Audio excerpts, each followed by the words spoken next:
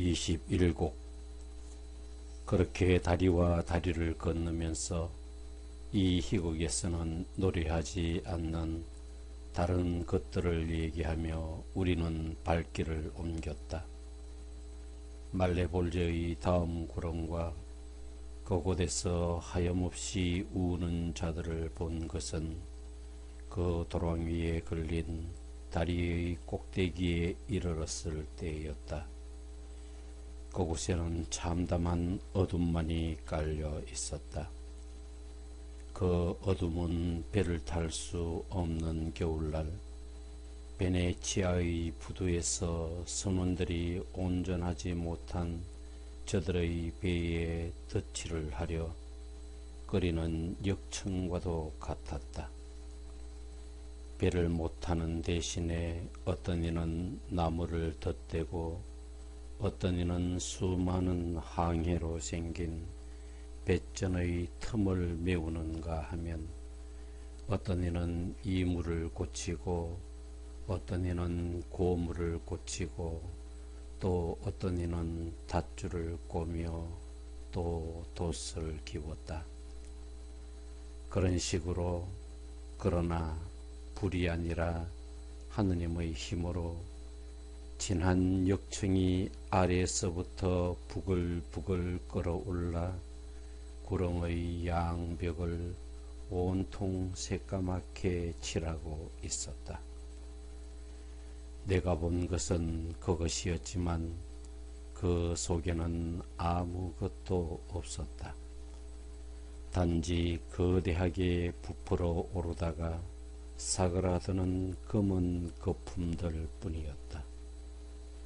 그 광경을 뚫어지게 바라보고 있는데 길잡이가 갑자기 조심해라 조심 외치며 나를 내가 섰던 자리에서 자기 쪽으로 끌어당겼다. 피해야 할 것이지만 보기를 고대하고 있다가 갑자기 섬뜩한 두려움이 엄습하여 슬슬 도망가면서도 뒤를 돌아보는 사람처럼 나는 슬며시 몸을 돌렸다. 그때 우리 뒤에서 시꺼먼 마귀 한 마리가 다리 위로 달려오는 것이 보였다. 아, 그 얼굴이 얼마나 사나웠던지.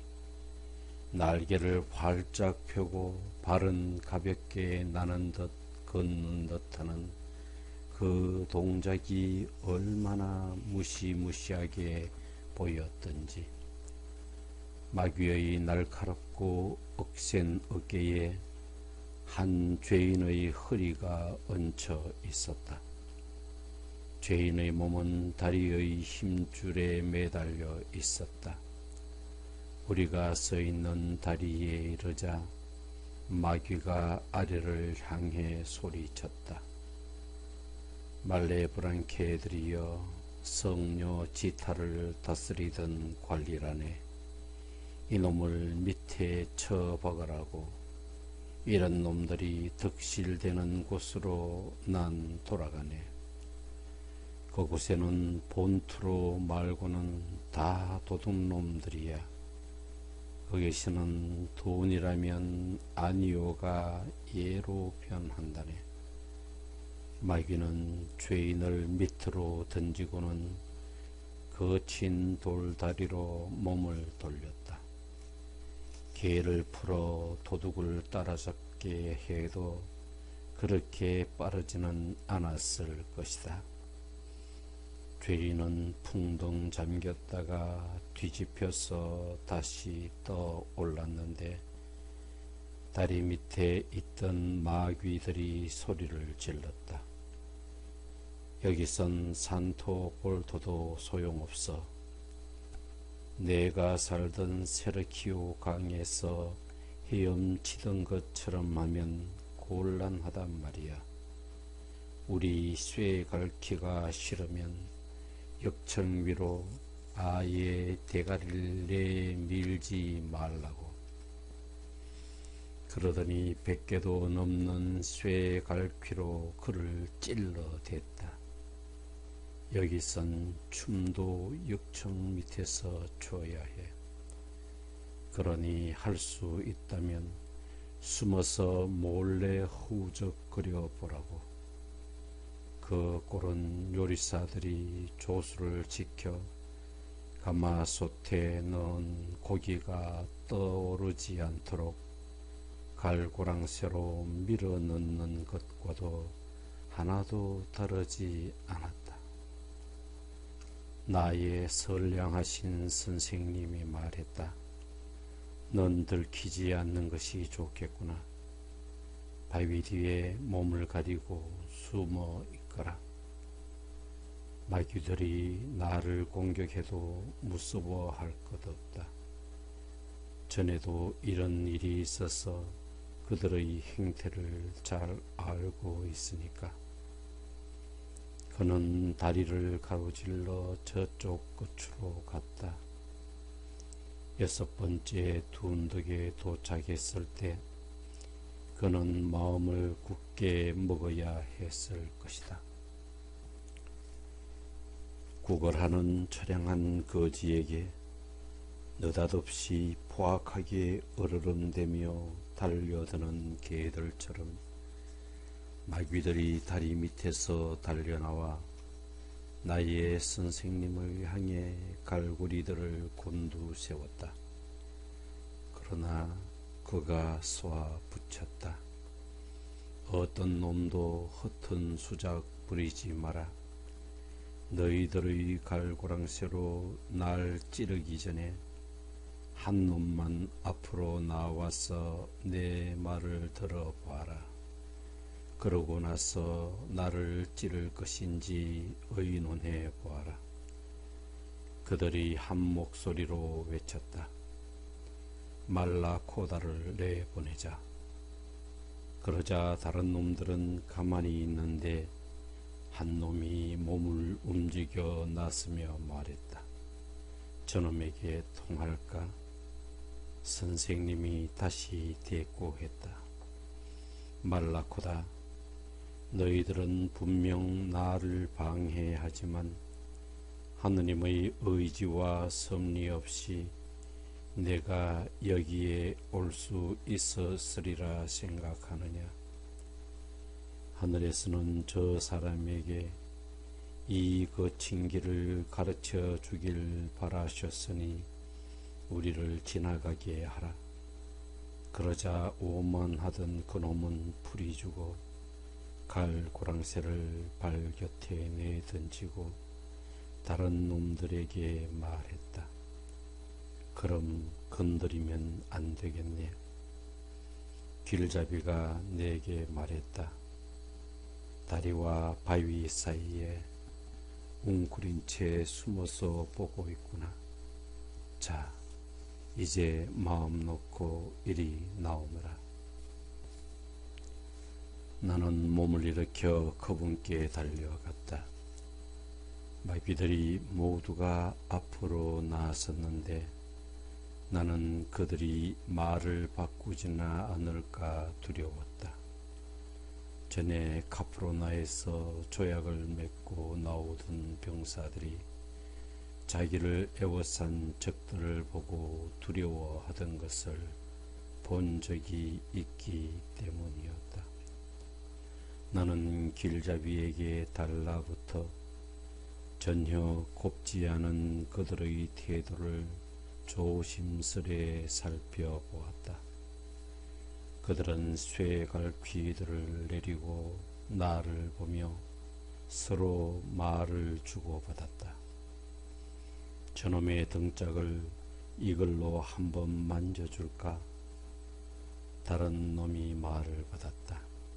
그래, 한번 쳐주자고. 그러나 나의 길잡이와 얘기를 나눈 마귀가 몸을 획 돌리며 말했다. 내려놔라, 스카라 밀리오네, 내려놔. 그리고 우리에게 말을 이었다. 6번째 다리는 바닥이 무너져 있으니 거리로 더 나아갈 수 없을 거요. 그래도 앞으로 가고자 한다면 이 바위 둔덕을 따라서 위로 올라가시오. 가다 보면 다른 돌다리가 있을 것이요. 어제 지금보다 5시간이 더 지났을 때가 다리가 무너진 지 1200하고도 66년이 되던 때였소. 그쪽으로 졸개들을 몇 번에 혹시 역청 밖으로 머리를 내밀고 있는 놈이 있나 보게 하겠소. 같이 가시오. 해치지는 않을 거요. 그는 계속해서 말했다. 알리키노 칼카브리나 앞으로 나오너라. 그리고 너 카냐초도 가라. 바르바리치야, 내가 이들을 지휘해라. 리비코코, 드라기냐초, 어금니 날카로운 치리아토, 그라피아카네, 파르파렐로, 그리고 미친 루비칸테 앞으로 나오느라. 펄펄 끓는 저 구렁을 돌아서 가라. 이 구렁들을 가로지르는 돌다리까지 안내해서 다음 둔덕까지 무사히 건너가도록 해드려라. 나는 말했다. 선생님, 이게 다 뭡니까? 길을 아신다면 안내 없이 우리끼리 가시지요. 전 저놈들한테 원하는 게 없어요.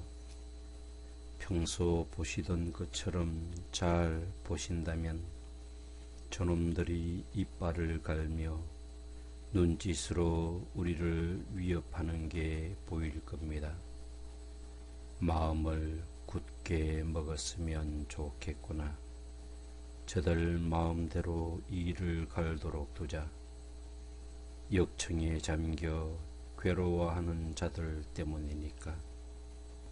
그들은 왼쪽 둔덕으로 돌아 걸어가다가 제각기 저들의 대장에게 이빨로 혀를 물어 보이며 신호를 했다. 그러자 바르바리치아가 궁둥이로 나팔을 불었다. 22곡. 전에 나는 기사들이 행진을 하고 공격을 개시하며 위용을 과시하고 때로는 후퇴하는 것을 본 적이 있다.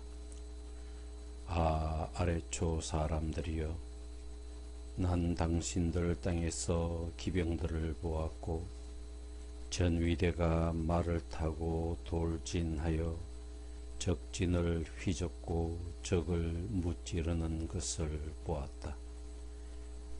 적군이든 아군이든 때로는 나팔 소리에, 때로는 종소리에, 때로는 북소리에, 혹은 성에서 보내는 깃발 신호에 따라 움직이는 것을 보았다. 그러나 어떤 기병과 보병도 육지와 별의 신호에 따라 항해하는 어떤 배도 바르바리치아가 분 이렇게 야릇한 나팔 소리를 따르는 마귀들만큼 일사불란하지는 않았다.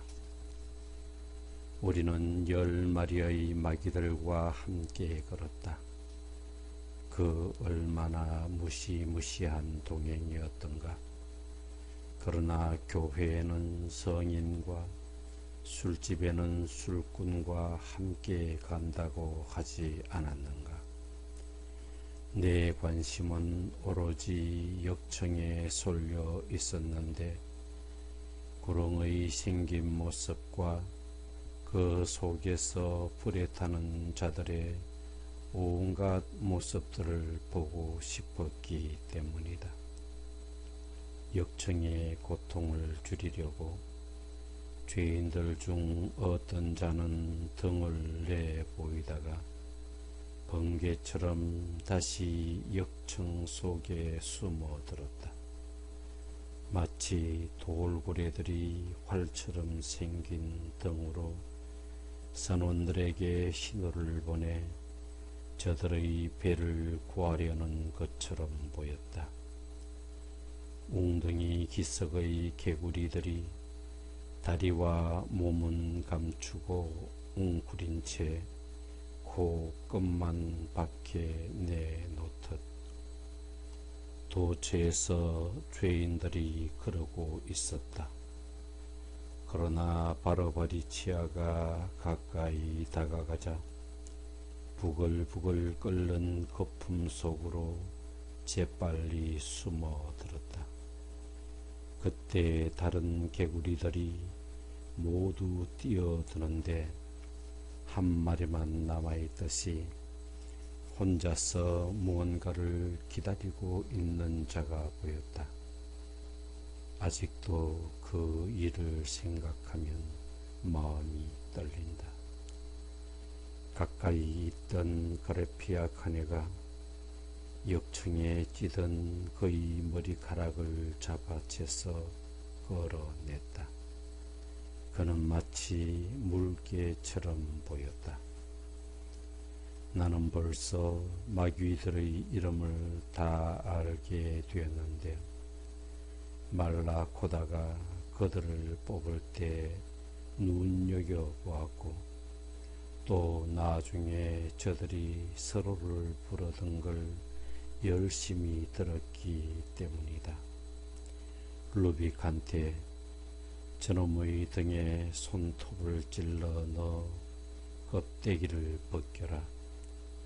저주받은 마귀들이 이구동성으로 외쳤다.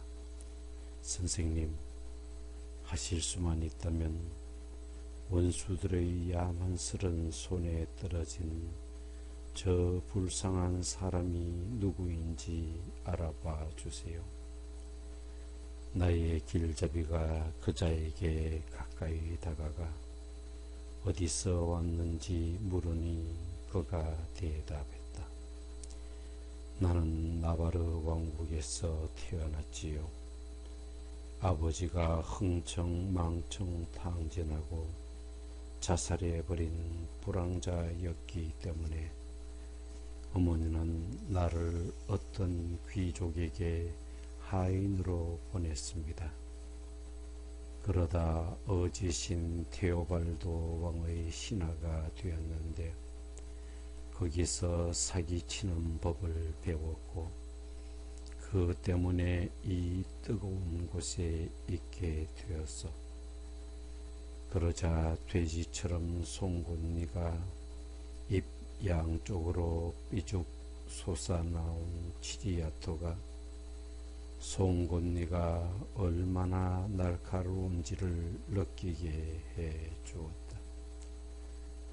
악랄한 고양이들 속으로 생쥐가 들어온 꼴이었다.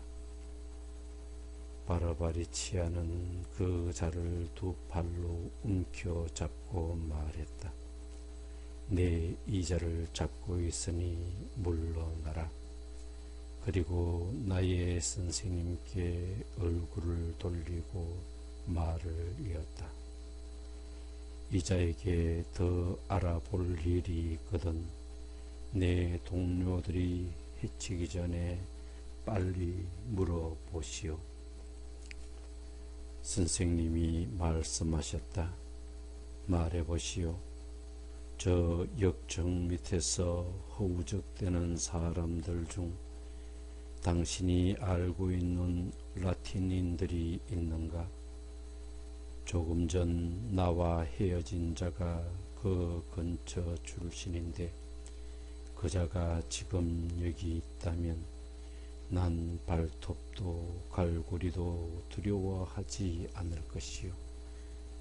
그 말에 리비 코코가 소리를 버럭 질렀다. 우리가 너무 참았군.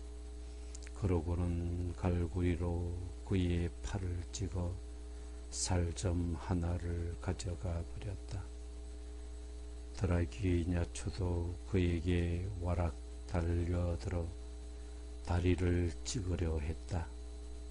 그러자 마귀들의 두목이 무시무시한 표정을 지으며 주위를 둘러보았다. 그러자 놈들의 소동이 잠시 진정되었다. 자기 상처를 들여다보던 치안폴로에게 나의 길잡이가 내쳐 물었다. 불쌍하게도 당신이 이 기석까지 오느라 헤어졌던 그 사람은 누구요? 그가 대답했다. 그 사람은 고미타라는 수도사였소. 갈루라 사람이었는데 온갖 기만의 도가니와 다름없었소. 자기 주인의 적들을 손아귀에 넣고서 자기를 받들어 모시게 했고 돈을 갈취한 뒤 그들을 놓아주었지요. 전부 그가 말한 내용이요. 그자는 다른 일을 맡아서도 엄청나게 해먹은 탐관 오리였소. 로구도로 사람인 미켈레 창케라는 영주가 그와 함께 저 밑에 있었는데 사르데냐를 말할 때면 그들의 혀는 지칠 줄을 몰랐다오. 이런 저기 이를 부득부득하는 마귀를 좀 보시오. 더 얘기했으면 좋겠지만 내 가려운 곳을 저 마귀가 긁어주려 하지 않을까 무섭구려. 과연 파르팔렐로가 금방이라도 찌르려는 듯 눈을 부라리고 있었다. 그러자 두목이 소리를 질렀다. 저리 비켜라, 이 빌어먹을 날 짐승들아. 그러자 무서워 떨던 그가 다시 입을 열었다. 당신 내가 토스카나 사람이나 롬바르디아 사람을 보기 원한다면 내 그들을 데려오지. 그러자면 이 말레 브랑케들이 잠시 물러나야 할 거요. 그들은 안갚음을 두려워하니까 바로 이 자리에 그대로 앉아서 나는 혼자지만 7이라도 불러 모으겠소. 휘파람만 불면 되지요. 그건 우리가 밖에 나와 있을 때 의뢰하는 신호라오. 가냐초가 그 말에 주둥이를 내밀고 머리를 내저었다. 기껏 생각한다는 게 저 모양으로 간교하니 참. 잽싸게 도망가 숨겠다는 거 아냐. 그러자 술책이란 술책은 다 갖고 있던 그가 말을 받았다. 나야 무척이나 간교하지. 특히 동료들에게 숨막히는 고통을 준비할 때는 더 그렇고. 알리키노는 유혹을 참지 못하고 다른 마귀들을 무시하고 그자에게 쏘아붙였다. 네가 지금 도망가면 뛰어서 쫓아가지 않을 것이다. 대신 날개를 퍼덕여 역청 위로 날아올라 널 잡겠다. 우린 언덕을 버리고 네가 둔덕을 방패로 삼도록 해주겠다. 어디 너 혼자 우리를 당해낼지 보자. 아, 이거를 읽는 독자여, 참으로 이상한 얘기를 들어보시라. 날쌘 날개만 믿고 마귀들은 모두 둔덕을 향해 몸을 돌렸다. 처음 몸을 돌린 마귀는 가장 반대했던 놈이었다. 그 나바라 사람은 기회를 잘 포착했다. 발을 땅에 잘 딛고 있다가 한순간에 두목의 손나귀에서 벗어나 뛰어내렸다. 마귀들은 저마다 잘못을 후회했는데 가장 그랬던 마귀는 실수를 저지른 놈이었다. 그가 몸을 날리며 외쳤다. 개 썩지 못해. 그러나 나는 그것도 소용없었다. 두려움을 이기는 날개는 없는 법이니 치암 폴로는 밑으로 잽싸게 숨어버렸다. 알리키노는 가슴을 펴고 위로 다시 솟구쳐 올라야 했다. 쫓던 덜오리가 재빨리 물속에 뛰어들자 실망한 매가 화를 내며 힘이 빠진 채 다시 위로 날아오르는 것과 같았다. 그 속임수에 화가 치민 갈카브리나는 내심 그가 역청 속으로 도망간 것을 고소하게 생각하면서도 훌쩍 날아서 그의 뒤를 쫓았다. 탐관오리가 용케 빠져나가자 뒤쫓아간 그놈은 자기 동료에게 발톱을 세웠고 그들은 구렁 위에서 얽히고 말았다. 그러나 알리키노는 진정 사나운 매였기에 칼카브리나를 단번에 발톱으로 낚아챘고 결국 둘은 끓어오르는 웅덩이 한가운데로 추락했다. 그들은 뜨거워서 화들짝 놀라 서로 떨어졌으나 날개에 역청이 들러붙어서 다시 일어나지 못했다. 부하들과 함께 있던 화가 난 두목 바르바리치아는 네 놈에게 쇠갈퀴를 들려서 곧바로 맞은편 둔덕으로 날아가게 했다. 그들은 양편 기슭으로 내려가 이미 역청이 달라붙어 구이가 되어버린 마귀들을 갈고리로 건져내려 애썼다. 우리는 그렇게 얽혀 있는 그들을 버리고 떠났다. 23곡 단둘이 길 동무도 없이 우리는 작은 형제회 수사들처럼 따로 떨어져 조용히 앞뒤로 서서 걸었다.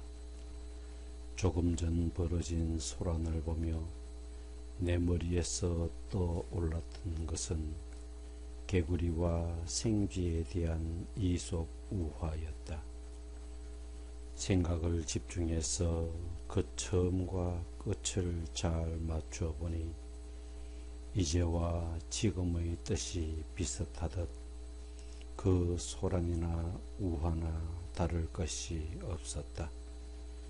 생각은 연이어 일어나는 법, 그런 생각에 이어 또 다른 생각이 떠올랐으니 처음에 지녔던 무서움이 곱절로 커져버렸다. 나는 이렇게 생각했다. 이 마귀들은 우리 때문에 속고 나가 떨어지고 조롱을 받았으니 틀림없이 굉장히 짜증이 났을 테고 원래부터 사악하던 마음에 그 짜증이 더해지면 토끼를 물어뜯는 개보다 더 악랄하게 우리 뒤를 쫓아올 것 아닌가. 나는 무서워서 머리털이 다 쭈삣 일어서는 것을 보았다. 황망하게 뒤를 돌아보며 말했다. 선생님과 제가 당장 숨지 않는다면 저 말레보란 개들이 우리를 덮치지 않을까 무섭습니다. 놈들이 우리 뒤에 있습니다. 그렇게 생각하니 저들의 소리가 들리는 듯도 합니다. 내가 나부로 된 거울이라 해도 너의 겉모습보다 속마음을 오히려 더 빨리 비추겠구나. 너의 생각들이 비슷한 모양과 비슷한 움직임으로 내 생각 안으로 들어왔으니 난 두 가지 중에 하나의 결론을 내렸다. 오른쪽 경사면이 좀 더 가파르니 그쪽을 통해 다음 구렁으로 내려갈 수 있을 테지. 그러면 우리가 예상하는 추격을 벗어날 수 있을 거야. 그 충고가 끝나기도 전에 그리 멀지 않은 곳에서 날개를 펼치고 우리를 잡으러 오는 마귀들이 보였다. 길잡이는 갑자기 나를 덥석 껴안았다.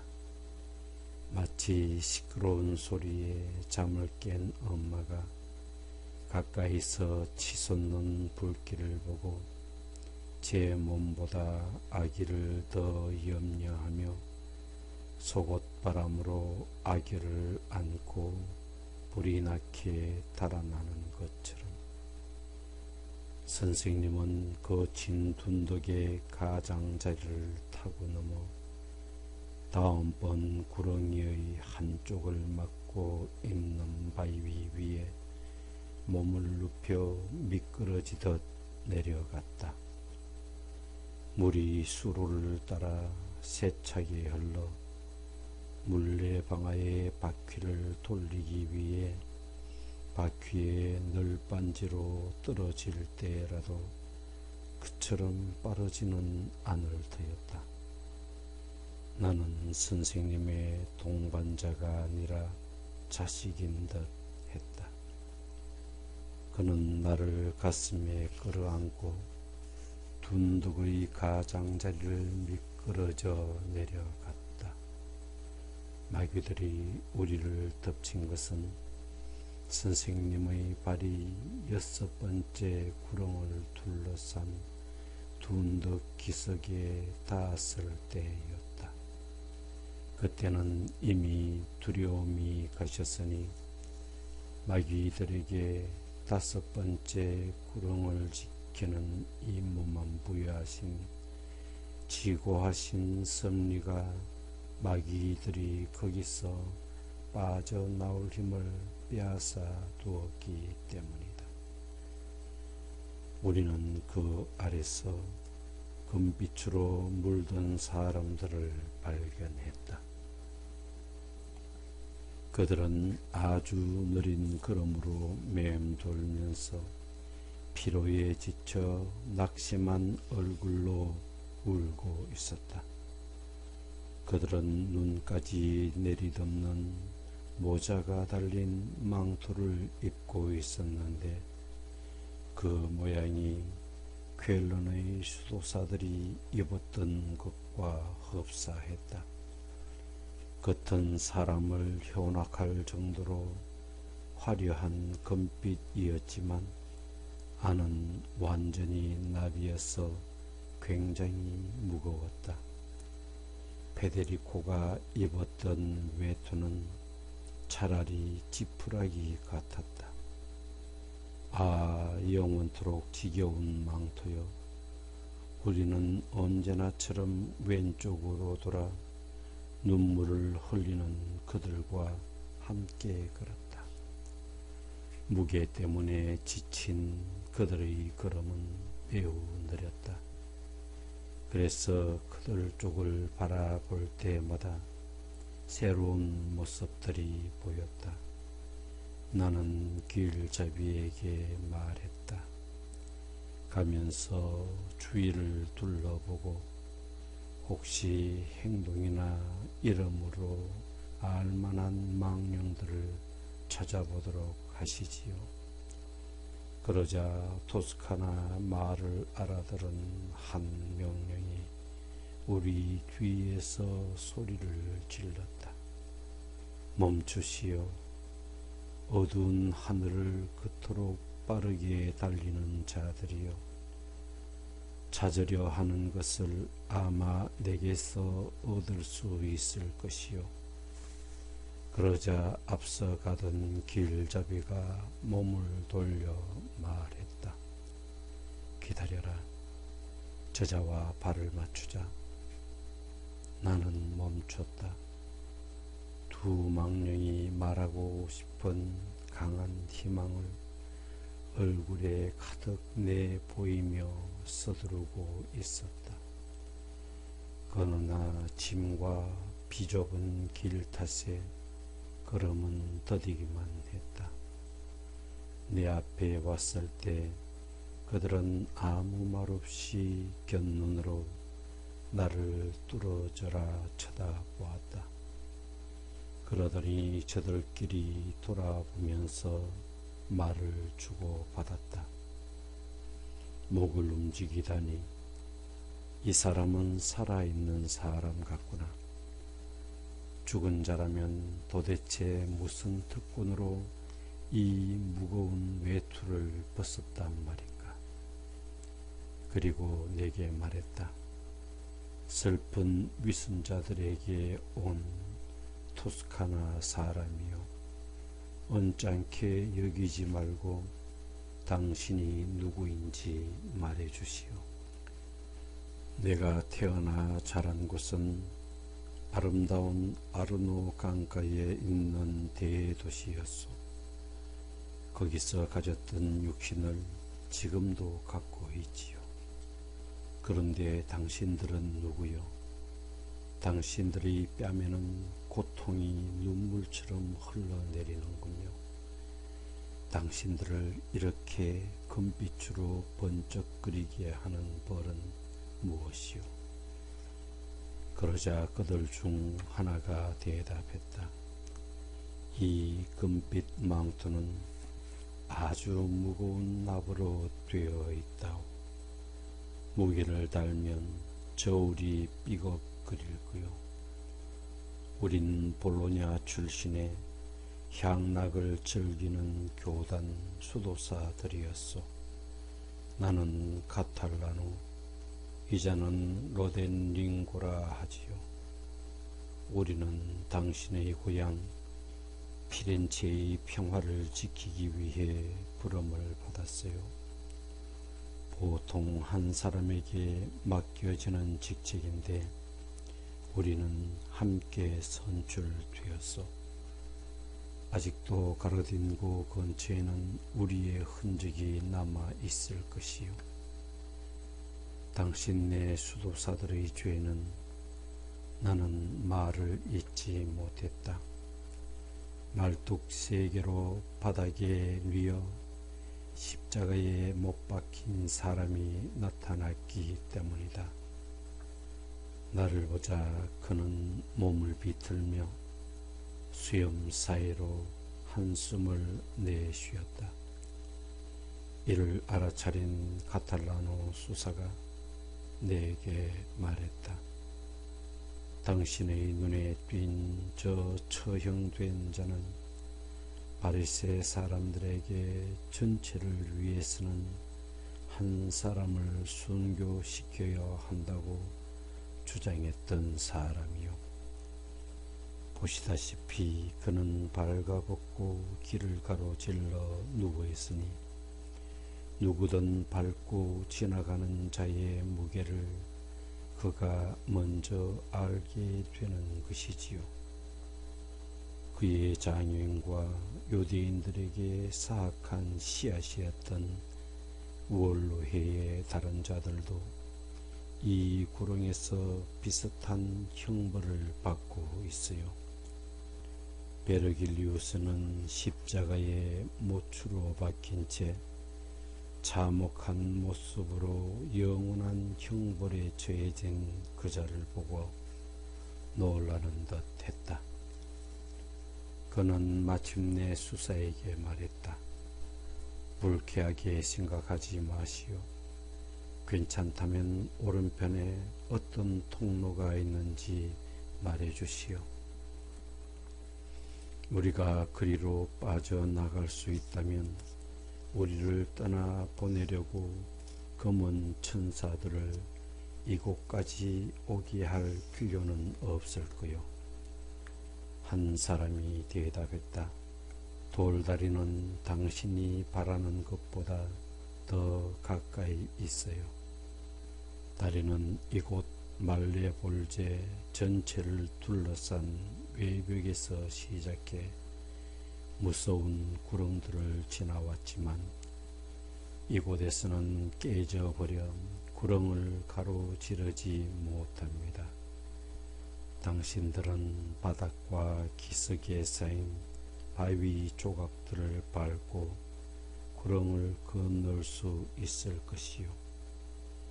길잡이는 잠시 머리를 숙인 채로 서 있다가 중얼거렸다.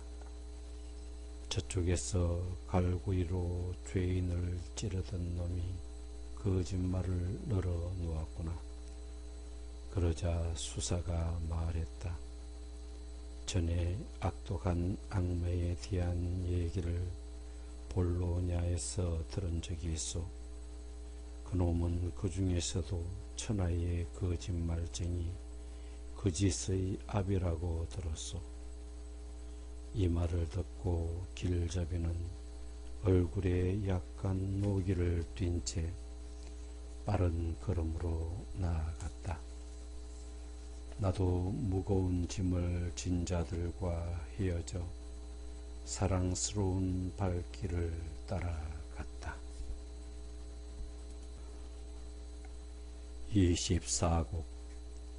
한 해가 시작될 무렵 물병 자리 아래서 태양이 미지근한 빛을 내고 밤은 벌써 하루의 절반을 향해 갈 무렵 서리가 땅 위에 하얀 자기 누이의 모습을 그려두려 하지만 그의 붓질이 오래 가지 않을 무렵 양에게 줄 먹이가 바닥난 시골 농부가 아침에 일어나 눈이 내려 하얗게 변한 들녘을 보고 걱정하여 허리를 두드리며 집으로 돌아와 무엇 할지 모르는 사람처럼 안쓰럽게 서성거리다 밖에 나가보니 그새 온통 바뀐 세상의 모습을 보고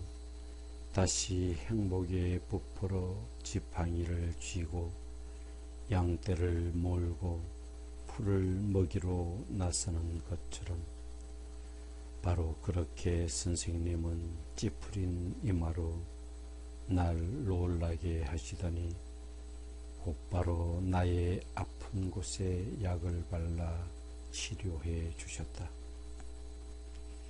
허물어진 다리에 다다랐을 때 선생님은 내가 산 기슭에서 처음 보았던 그 부드러운 모습으로 나를 바라보셨던 것이다. 선생님은 바위 파편들을 잘 살피고 뭔가 생각을 정리한 다음 두 팔을 벌려 나를 단단히 붙잡아 주셨다. 그는 일하면서 신중히 생각하여 다음에 할 일을 대비하는 사람처럼 불쑥 튀어나온 어느 바위 조각 위로 나를 밀어 올리는 동안 또 다른 바위를 가리키며 말했다. 다음에는 저쪽 튀어나온 부분으로 올라가거라. 그러나 늘 지탱할 수 있을지 먼저 가늠해 보아야 한다. 그곳은 납망토를 입은 자들이 지나다니는 길이 아니었다. 선생님은 가볍게 나는 그가 밀어주는 대로 바위에서 바위로 올라갔다. 오르는 둔덕이 다른 둔덕보다 더 낫지 않았더라면 그분은 몰라도 나는 완전히 녹초가 되어 버렸을 것이다. 말레볼제 전체가 제일 낮은 웅덩이를 향해 완전히 기울어진 꼴이어서 어느 구렁이든 바깥 둔덕은 높고 안쪽 둔덕은 그에 비해 낮았다. 어쨌든 우리는 계속해서 올라갔고 깨진 바위 파편들이 끝난 곳에 도착했다. 꼭대기에 도착했을 때 나는 얼마나 숨이 가빴는지 더 가지 못하고 그 자리에 주저앉고 말았다. 이제야말로 네가 나태함을 벗어버릴 때로구나. 베개를 베고 이불 속에 누워 편안함을 즐기다가는 명성을 얻을 수 없느니라. 명성 없이 삶을 소모하는 사람은 허공의 연기나 불 속 거품과 같은 흔적만을 세상에 남길 따름이다. 그러니 일어나라. 무거운 육체에 눌려 주저앉지 않으려면 모든 싸움을 이기는 정신으로 숨막히는 어려움을 극복하여라. 우린 더 높은 계단까지 올라가야 한다. 그놈들에게서 벗어났다고 다 끝난 것이 아니다. 알아들었으면 용기를 내라. 이 말에 나는 똑바로 일어났다. 그리고 전보다 호흡이 한결 가벼워진 듯한 모습으로 말했다. 계속 가시죠. 전 강하고 의연합니다. 돌다리를 따라서 우리가 간 길은 자갈투성이에 비좁고 험난했다. 그때까지 오르던 길보다 훨씬 더 했다. 나는 약한 모습을 보이지 않으려고 계속 말을 하며 걸었다. 그때 다음 구렁이의 밑바닥에서 웬 목소리가 들려왔다. 알아들을 수 없는 말이었다. 활골 돌다리의 꼭대기에 있어서 소리는 잘 들렸지만 무슨 말을 하는지는 알 수 없었다. 다만 말하는 사람은 화를 내고 있는 듯했다. 아래쪽을 내려다보았다. 어두웠기 때문에 나의 육체의 눈은 바닥까지 이르지 못했고 이에 선생님께 요청했다. 선생님, 다음 둔덕에 이르면 이 다리 아래쪽으로 내려가시지요. 여기서는 뭔가 들리기는 해도 그 뜻을 알 수 없고 보려고 해도 아무것도 보이지 않습니다. 그렇게 하는 것으로 너에게 대답을 대신하마 정당한 요구에는 말없는 실행이 따라야겠지.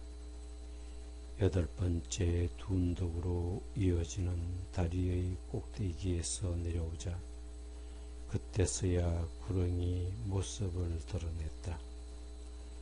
그 안에는 엄청난 무리의 무시무시한 뱀들이 얽혀 있었다.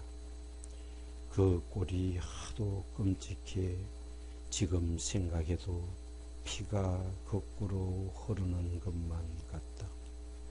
살무사, 날아다니는 뱀, 점박이 독사, 아프리카 독사, 머리가 둘 달린 뱀을 리비아 사막의 모래가 먹여 살린다고 자랑은 못할 것이며 에티오피아와 홍해 언저리의 모래까지 다 합쳐도 이 구렁의 창궐하는 독을 먹여 살리지는 못할 것이다.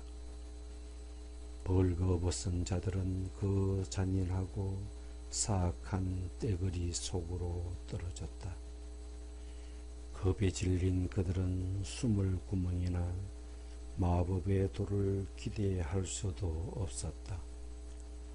손은 뒤로 젖혀진 채 뱀으로 묶였고 허리에는 뱀의 꼬리와 머리가 삐져나와 앞쪽에서 불이 엉켰다.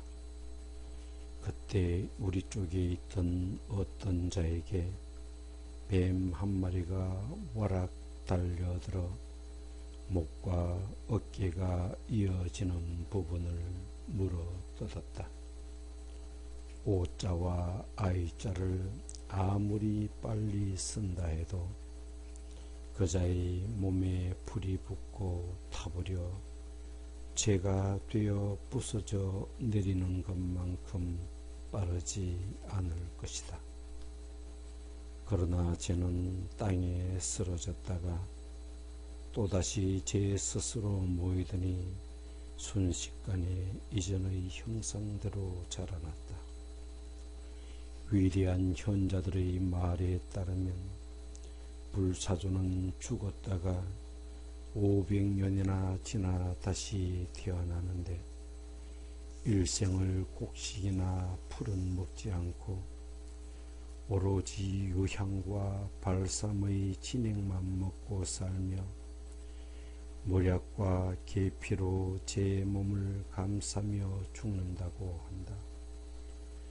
땅으로 끌어당기는 악마의 힘 때문인지 사람을 옥죄는 발작 때문인지 영문도 모르고 자꾸 넘어지는 사람이 다시 일어나서도 자신이 겪은 격렬한 고통 때문에 어쩔 줄 모르고 주위를 돌아보며 숨을 몰아 쉬듯이 우리 눈앞에서 뱀에게 물어뜯긴 사람이 그러했다.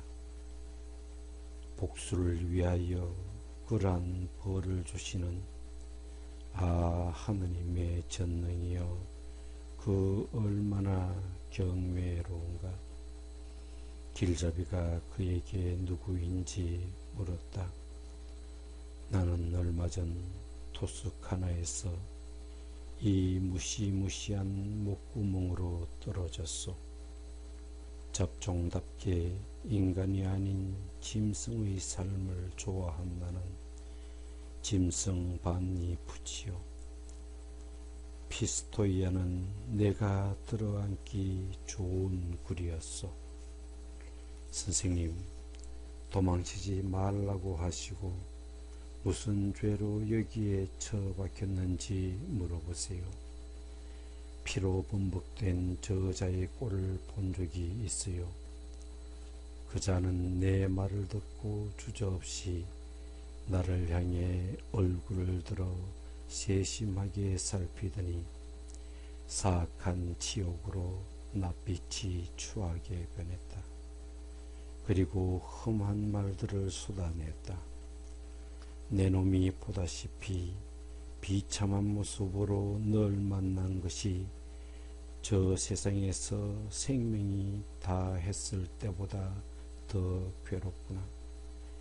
내가 묻는 것을 부정할 수 없으니 아름다운 성물을 제이실에서 훔친 도둑이기 때문에 이곳에 빠져 있는 것인데 다른 자가 이미 그 죄를 뒤집었었다.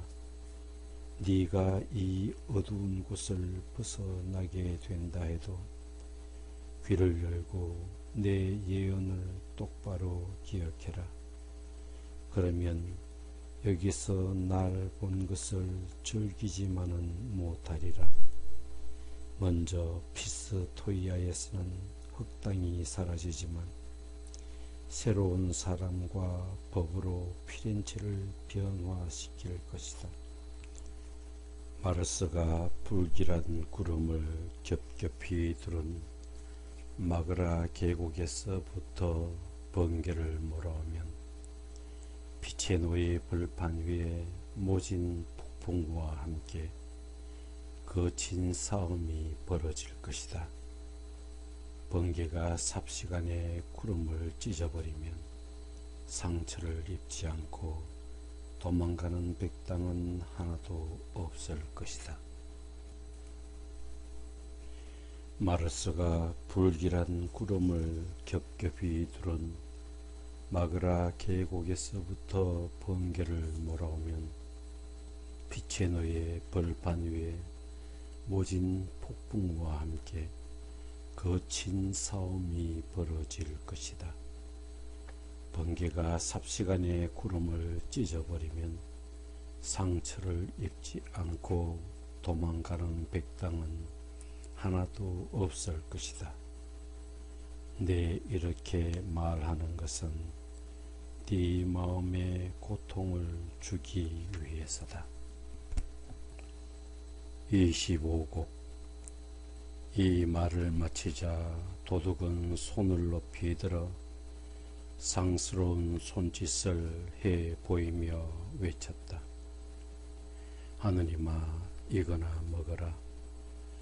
이때부터 뱀들은 나의 친구가 되었다. 뱀 한 마리가 오더니 그의 목을 휘 감았는데 마치 할 말이 고작 그거냐라고 말하는 듯 했다. 또 다른 뱀이 그의 두 팔을 칭칭 감고서 머리와 꼬리로 앞에서 묶어버려 그는 꼼짝도 할 수 없게 되었다.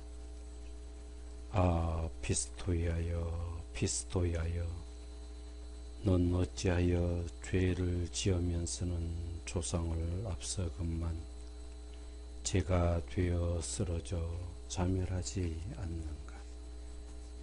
깜깜한 지옥의 고리들을 다 둘러보았어도 하느님께 그렇게 방자한 망령은 보지 못했다. 테베의 높은 성벽에서 떨어진 자도 그렇지는 않았다. 그놈은 더 이상 말도 하지 못하고 도망쳐 버렸다. 그때 분통을 터뜨리며 켄타로스 하나가 달려오며 외쳤다. 어디야, 어디? 그 나쁜 놈이 어디 있는 거야?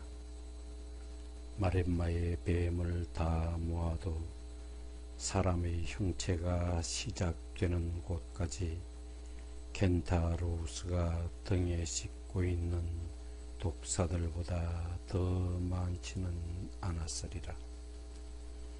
날개를 쫙 펼친 용 한 마리가 그놈의 목덜미 바로 위에 도사리고 앉아 마주치는 모든 망령에게 불을 뿜어내고 있었다. 선생님이 말했다. 이놈이 카쿠스다. 아벤티누스산 절벽 아래 살면서 피와 죽음의 호수를 수없이 만든 놈이지. 형제들과 함께 있지 않는 것은 그놈이 사기를 쳐서 이웃의 수많은 가축들을 빼앗았기 때문이다. 헤라클레스의 몽둥이를 맞고서 나쁜 버릇을 고치기는 했지만 100대를 때렸어도 10대 맞은 느낌도 들지 않을 거야. 선생님이 말하는 동안 카쿠스는 저편으로 물러났고 3명의 망령이 우리 밑으로 슬그머니 다가왔다. 그들이 소리치지 않았다면 보지 못했을 터였다. 너희들은 누구냐? 그 소리에 우리 얘기는 중단되었고 관심은 그들에게 쏠렸다. 나는 그들이 누군지 몰랐다. 그러나 우연히 그런 일이 일어나듯 그들이 스로이의 이름을 부르는 것이 들렸다. 근데 치안파는 어디 간 거야? 그때 나는 내 입술에 손가락을 갖다 대며 선생님을 향해 조용히 하라는 표시를 했다. 독자여, 지금 내가 말하는 것이 잘 믿기지 않더라도 놀라지 마시라. 직접 본 나도 수긍하기 힘드니까. 저들을 향해 눈을 지켜 뜨고 있는데 발이 6개에 달린 뱀이 덤벼들어 우리 밑으로 다가온 새 망령 중 하나를 휘감았다. 가운데 발로 배를 휘감고 앞발로 두 팔을 움켜잡더니 두 뺨을 이리저리 물어뜯었다. 뒷발로는 허벅지를 짓누르고 꼬리는 사타구니 사이에 넣어 허리를 휘감아 자기 등 뒤로 뻗어 올렸다.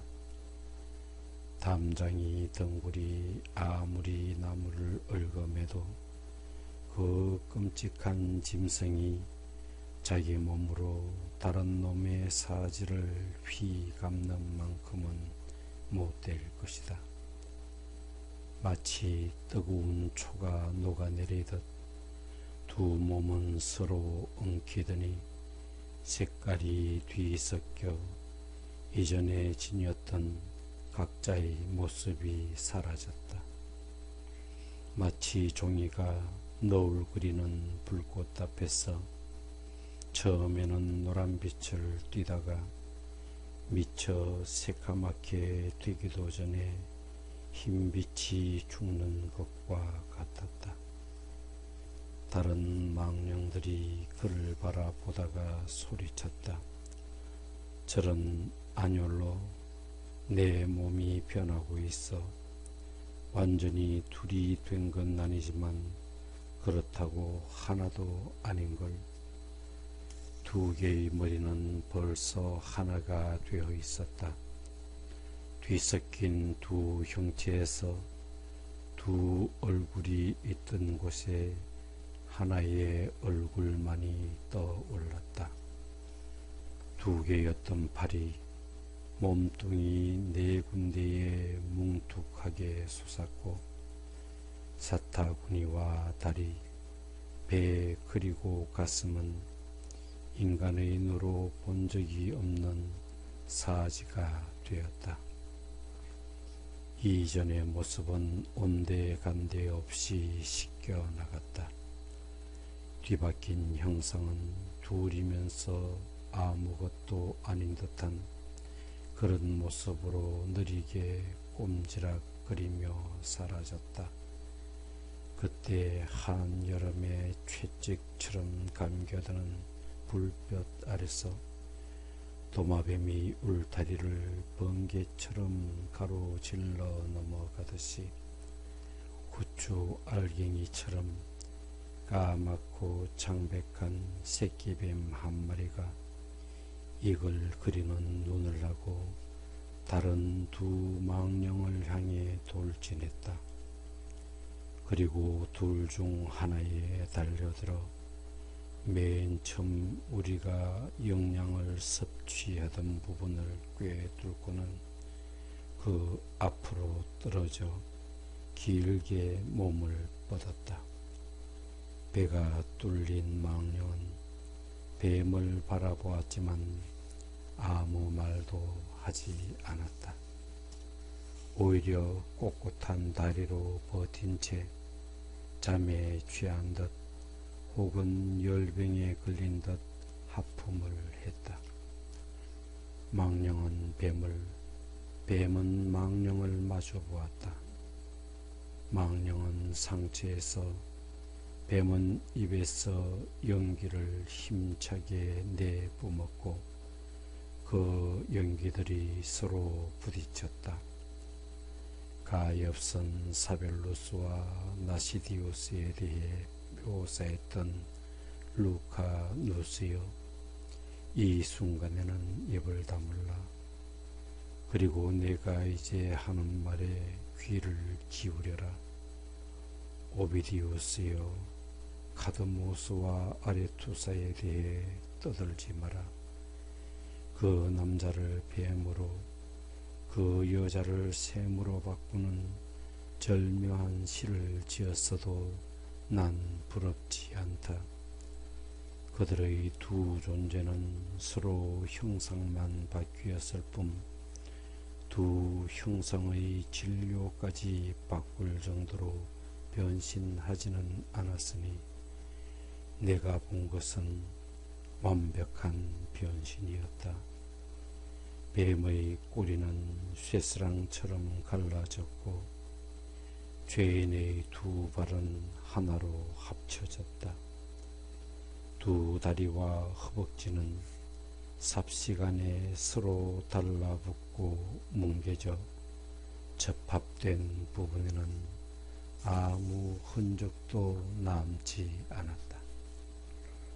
한편 뱀의 갈라진 꼬리는 그렇게 없어진 상대방의 형상으로 변했는데 제 가죽은 부드러워지고 상대방의 피부는 딱딱해졌다. 그자의 팔은 겨드랑이 속으로 말려 들어가 파충류의 앞발을 이룰 정도만큼만 남았고 짧던 뱀의 앞발은 그자의 짧아진 팔만큼 늘어났다. 뱀의 뒷발은 서로 얽혀 쪼그라들더니 생식기를 이루었고 동시에 망령의 그것은 둘로 갈라져 뱀의 뒷발을 이루었다. 연기가 이 둘을 하나로 뒤덮으며 색깔을 변화시켰고 털이 없던 쪽에서는 털이 나게 하고 다른 쪽에서는 털을 뽑아냈다. 하나는 몸을 일으키고 다른 하나는 주저앉았으나 그들은 서로의 잔악한 눈길을 피하지 않으면서 서로의 얼굴을 바꾸었다. 서있는 놈은 튀어나온 제 주둥이를 관자놀이 쪽으로 끌어당겼다. 과도하게 뒤로 밀린 살점은 귀가 되어 반반한 볼 위로 솟아올랐다. 뒤로 밀려나지 않고 남아있던 살점들은 얼굴에 코를 이루었고 필요한 만큼 입술로 부풀어 올랐다. 주저앉은 놈은 입을 앞으로 내밀었고 달팽이가 더듬이를 집어넣듯이 귀를 머리 안으로 끌어당겼다. 하나여서 이전에 말을 할 수 있었던 혀는 갈라졌고 다른 놈의 찢어진 혀는 하나가 되었다. 연기가 그쳤다. 짐승이 되어버린 망령은 씩씩거리며 계곡으로 도망갔다. 다른 놈은 그의 뒤에서 뭔가를 찌끄리며 침을 뱉었다. 그러고 나서 새로 만들어진 등을 돌려 늙은이 서있던 다른 망령에게 말했다. 보소도 나처럼 이 구렁 전체를 뱀처럼 기어서 갈 거야.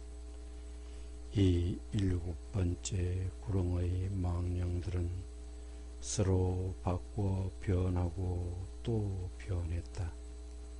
나의 글이 새로운 주제를 잘 표현하지 못했다 해도 용서하기를.